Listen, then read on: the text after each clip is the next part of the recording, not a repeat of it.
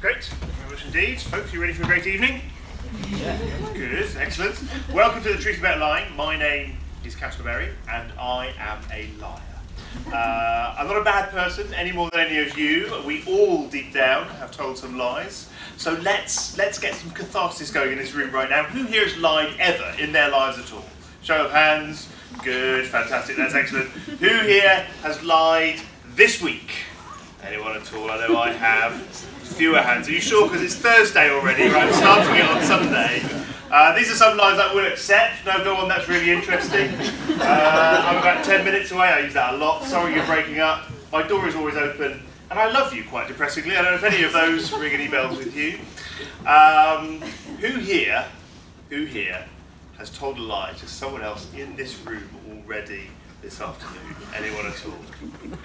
I thought you were just about to do it. No, that's a shame. We normally get one or two, and ironically, they are the most honest people in the whole room, even though they are confessing to being a liar. Here's the thing: I think it's possible to be too honest. There's a joke, wasn't there, went around about a year and a half ago. A bloke goes for a job interview, and that's going very well. And the interviewer says, "Yes, it's all very good, but do you have any weaknesses?" And the bloke says, "Well, I think I can be too honest." And the interviewer says, "Well, I don't think that is a weakness." The bloke says, "I don't give a shit what you think." We don't want to get there. None of us want to get there. But deep down, we all lie a little bit. So let me start off by saying, my name is Caspar Berry, and I'm a liar in the sense that I have lied about things, sometimes quite weird things. I once said to this guy that I'd been to Delhi. Never been. Spent the whole of the rest of the evening saying how beautiful India was, based on what I'd seen on the telly. Lied about my height. Obviously, I've said I'm 6 foot. Not to someone's face, obviously. That would be stupid. But I've said it on a dating site and then not been able to turn up for the date, which is ridiculous. I've lied to parents. I've lied to children. They'll believe anything. I've lied to hairdressers. Does anyone else in this room have this? I've had this. Yes, good, fantastic. Because I say this to a lot of people and they think I'm insane. It actually came from a really good place. So for a period of time of my life, I was a poker player, didn't have a normal job, and they would always try and make conversation. They would say, are you on your lunch break? And I didn't want to say, I don't go to work. So I would go, oh, yes, from a company that doesn't exist. And I'd have to make up a whole series of details about it. So I literally couldn't go to the same hairdresser twice for quite a long period of my life. And for 3 years of my life, I was a professional liar, if you like, living and working in Las Vegas, where from time to time, and within the rules of the game, it was necessary to lie, or as we say, to bluff. It was also necessary during that time to try and figure out when other people were lying or bluffing. And obviously we're trying to do that against their will. We have the phrase, the poker face, which means to give away as little information as possible. It's actually quite a dated phrase, to be honest with you. These days, people don't bother so much with the poker face. You can see here, they're doing what they do most of the time now. They're wearing shades and caps. And they're legal in most poker rooms. That's going too far. It's fair game. But it was doing that for about 3 years of my life, 6 days a week, as Rowan said, quite a long time ago now in my life, that made me really fascinated with all sorts of things, with how we make decisions, with how we take and embrace risk, and certainly how we lie and think about lying. And so what I'd like to share with you now is some of the things that I've learned over the last 15 years of working with organisations in all of those spaces. 3 parts of this presentation. In a moment, how to tell, hopefully, when someone is lying to you.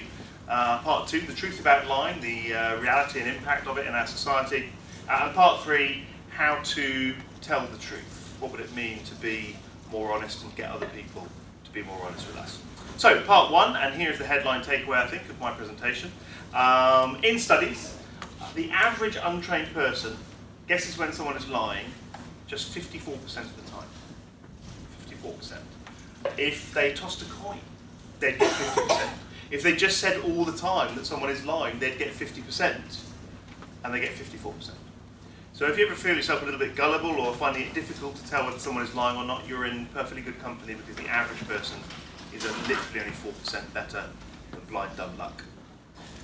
But you could say the key phrase there is average and untrained. So what about people who have some sort of training to tell whether people are lying? What about barristers? What about investigating policemen? What about magicians? I have to say, I used to be, still am, a huge fan of Derren Brown. In fact, he got me into magic on a completely amateur level. And one of the first things that I found out is that he has never, ever, ever done a trick based on reading someone's body language. And the fact that you don't believe me at that point is testimony to just how good he is, technically, as a magician at palming little pieces of paper and creating a gaffed writing board so that he can see what you're writing on the back. Lots of different things, I don't want to spoil it for you. But never, ever, ever using body language to try and tell whether you're telling the truth and, if you like, looking into your soul. And I say that as a very bad magician, but a pretty good poker player, and friends with some of the best poker players in the world. That's not how reading body language works. I wish for those 3 years of my life that it was. Now, that's not to say that there's no way of trying to tell whether someone's lying. We have a few different ways. The first way, I don't know if anyone has ever seen Michael Caine talking about acting. He says this brilliant thing about when you're playing someone who's drunk, people who are drunk are actually trying to be sober. And so if you're playing drunk, you should actually play it as trying to be sober.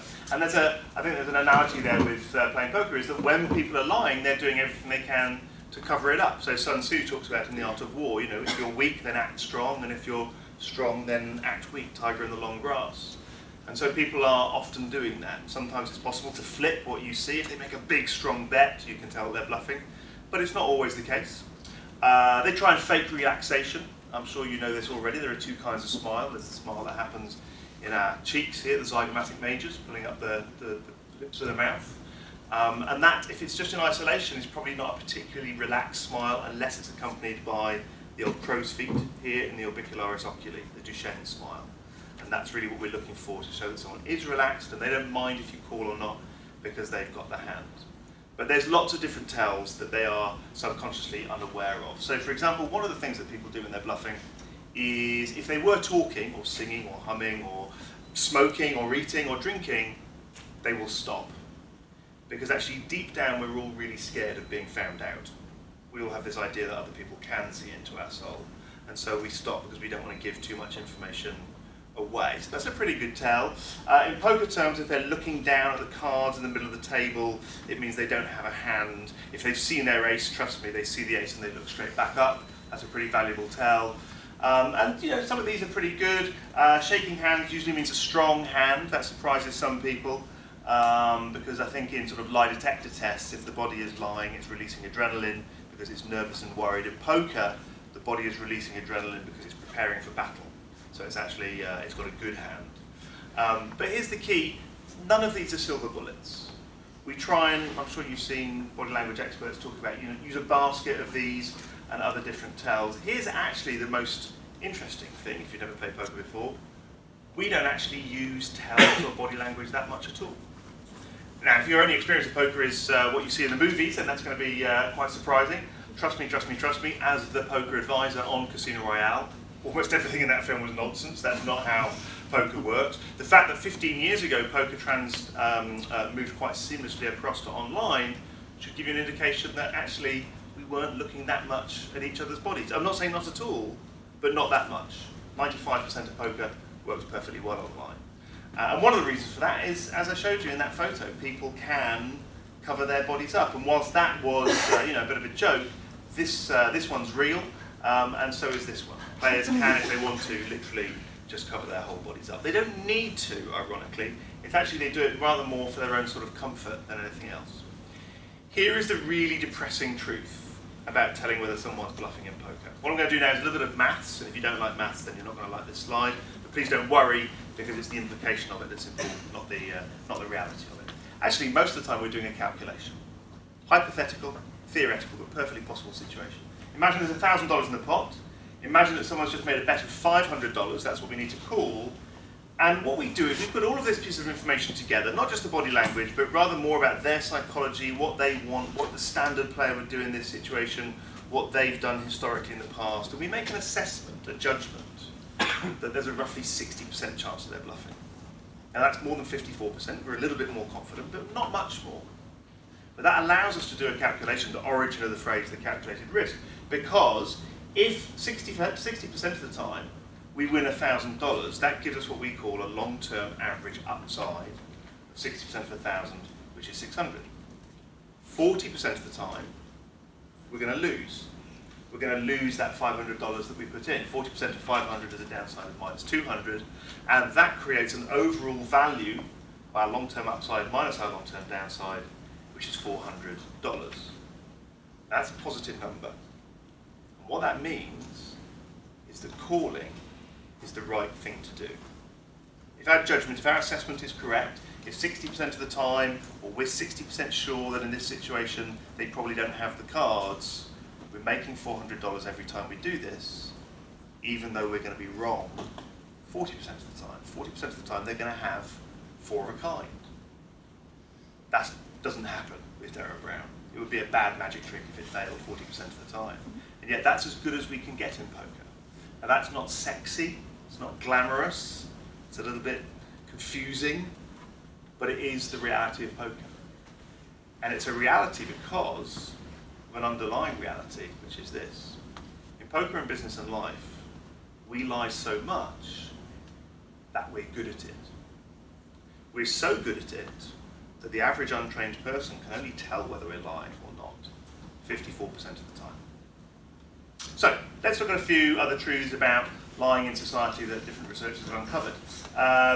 First fact is really interesting, is that almost every level of life shows some examples of deception, irrespective of the species. The more sophisticated they are, the more sophisticated it gets. But this is the Australian orchid, and you can see that it has a part of it there that is made to look and smell like the female wasp, so that it's pollinated by the wasps. It's deceiving. Birds have been known to feign injury a little way away from their nest to try and lure predators away from their young.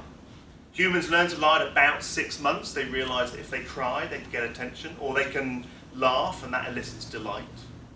If you put a 3-year-old in a room and you tell it there's a toy in the cupboard and that they mustn't go and look at that toy, and you leave the room, 90% of them will look at the toy. 38% of them will lie about it. Here's the incredible thing, by the time kids get to 5, 100% of them lie about it. They've learned that this is advantageous behaviour. This is the best way they have of staying out of trouble. We're lied to between 10 and 100 times a day. That is obviously a generalisation. We each lie an average of about twice a day. Interesting to sit and think about that after today. Do we hit that target? Maybe overshoot it sometimes, undershoot it others. Here's a really interesting one. Strangers lie on average about 3 times to each other in the first 10 minutes. And I think, picking up on what Rowan said there, that's in many ways just socially lubricating. We're not doing that to deceive each other. We're going, it's lovely to see you again. And that first speaker was excellent, wasn't he? Yes. And, give me your details and I'll call you. And she is never going to call him. That's how that works. And these generalisations are really important because obviously if you go out to work in an office and you're in adversarial situations, you're probably lied to more than if you, stay in the house and read the newspaper. Unless it's the Daily Mail, in which case you're going to be lied to a lot more than 100 times a day. That's how that works. Probably one of the big definitive studies on lying was done by Dan Ariely, who I've just been talking about. He's a professor at MIT, and he conducted what he called the matrix study. Let me just explain to you how that works. They got 40,000 people to do a test. Very easy, 20 easy questions, but they weren't given enough time to complete the test.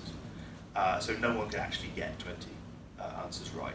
They had to self-mark it, and then they were given the opportunity to put it through a shredder, and then and only then they were asked to say what they got out of 20. And so that offered them the opportunity to lie, which was good because they were paid for the number of right answers they got.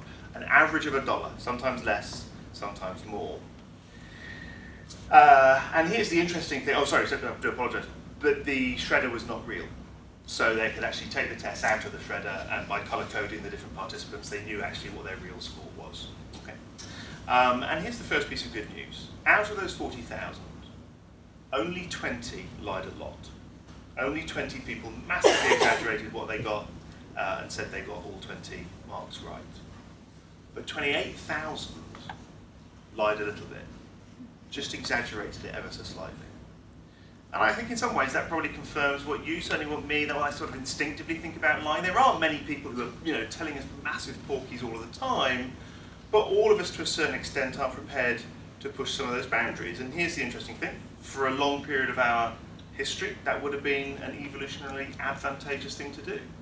Because for the vast majority of our species evolution, there was no method of recording. And so you could say one thing to one person, another thing to another person, and how was anyone going to check up on it? And then what do we have? We have cave paintings and some hieroglyphics and the printing press, and now we've got grants here and the internet, and everybody knows what you said and did last summer. And we also have the technology to go back and to check that. And actually what's started to come through, talk about about the post-truth society, but it's not unique to the last 2 or 3 years, is that some of the most successful people in their fields have lied and have got there by lying. Most successful athlete of his generation, excuse me, I apologise, that's annoying. Sorry folks, I'm just going to get that back. And this is the problem with using PowerPoint. Okay. So, most successful athlete of his generation, Carl Lewis. Most successful, excuse me, let's go. Most successful athlete of Flojo's generation. Both, effectively, we know, were drug streets. Most successful athlete of his generation. If he's done for doping, then we may as well cancel sport, because what faith are we all going to have in it? World of entertainment, obviously, we had him, we had big question marks over him, whether we like it or not. And here's the interesting thing, the press knew, didn't they? A friend of mine called Simon Lendrum told me in PE once that Jimmy Savile was a gangster who had ties to the IRA. If Simon Lendrum knew, the editor of The Sun knew, but they lied about it. In the last couple of years, what have we had? We've had, FIFA, Oxfam, Parliament, the Met Police, the Catholic Church. I mean, that would be a good punchline if it wasn't actually true. The most powerful organisations in our society and the most powerful individuals. It's hard to find a president of the United States who wasn't actually quite well known for the lies that they told. And you mentioned Donald Trump earlier. It's worth spending a moment on him because he is absolutely off the scale. People who investigate, liars say that, okay, if the average is about twice a day, he's averaging at the moment 6 per day, but that's just in his public pronouncements. That's in this tiny proportion of what we actually see and hear. He's averaging between 30 and 50 for those rally speeches that he gives. He's probably not one of the 20 out of 40,000. People are talking about him being 1 in a million, and he is the most powerful person in the world. And all of this adds up. I don't know about you, as someone who's been thinking about this for a long time, I think it's a fascinating place. Maybe we're getting to a place where people don't believe or believe in much of what we see or hear anymore. As a former professional poker player, I'm often asked by people, the first thing they say is, let's see your poker face, and then the next thing they want to know is, how do you tell whether people are lying? And I completely get that. I understand that those are sexy questions, and in a world where people are lying to us, we need some sort of defense against that. But maybe we're asking the wrong question. Maybe we should be asking a more constructive question, which is, how can we get ourselves and other people to tell the truth more often? And here's why this is personal for me, because for the last 15 years, I've been using poker as a metaphor for risk-taking in organisations. So the point about this calculation is that we can lose 40% of the time, and I could construct a different calculation, by the way, in which we lost 80% of the time, and yet we're still making a return on our investment in the long term. This is a calculated risk. And so we talk about, in longer sessions, we talk to people about, well, what's an example of that in your organisation? We talk about recruiting people is a big one, innovating, creativity, doing anything new, really, change generally. But also, one of the things that people have talked about is telling the truth. Telling the truth in an organisation can sometimes be, in Orwell terms, a revolutionary act. And I think that's a great shame, not least because I'm sure the organisation that you work for has truth or honesty or integrity as one of its 5 values. So I propose that there are actually 3 tangible benefits to telling the truth more often. The first thing, quite simply, is that if we tell the truth to someone, it might go well. They might actually agree with us, whereas, a year of pussyfooting around the subject won't get us what we want. I'm not saying it's always going to happen. There is a downside to taking any kind of risk, but the upsides can sometimes outweigh it. Number 2, even if they disagree, they might respect your honesty. Civil trial lawyer Jerry Spence in America is a guy who's never lost a civil case. Says the single most important thing you must do if you want to change someone's mind to come around to your way of thinking is you must concede ground. You must agree with them about something. Now that's slightly different because you might be lying to do that. But just being honest, saying where I agree with you is, for all his faults, Tony Blair was excellent at that. Where I agree with you is this, but I'd like to move you to this place. But here's the third thing. Maybe in the long run, by being honest, we start to move down this road to becoming the kind of person who is trusted and believed, who is followed.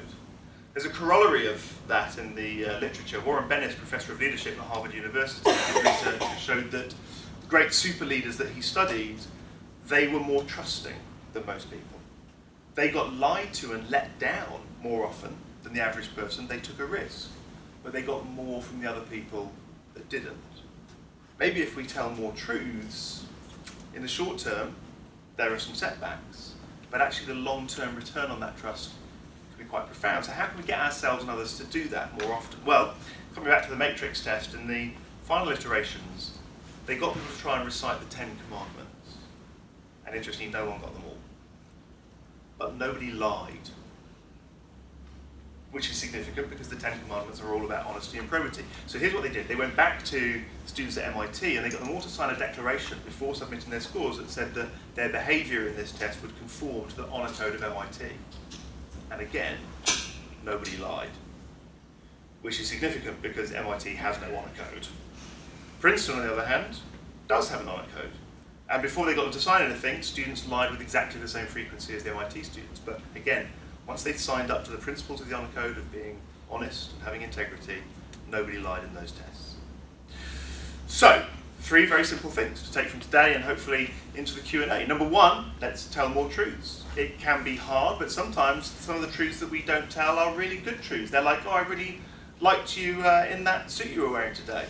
We just don't do it because our minds are somewhere else. Number 2, seems simple, but tell fewer lies, big and small.